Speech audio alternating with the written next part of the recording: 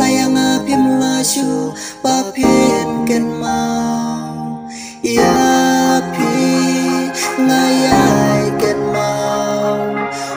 layang apim laju papin ken mau haruno jongaya pi ngam la ban weng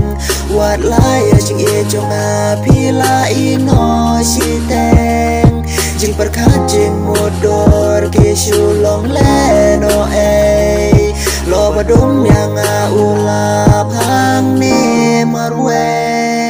kat ne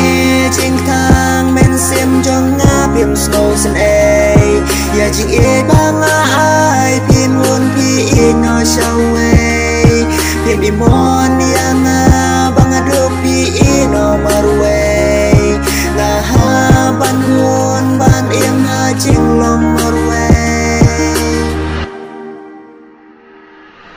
ya pi ngayai ken mau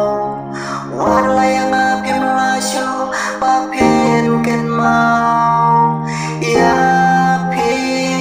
ngayai ken mau war layang apim laju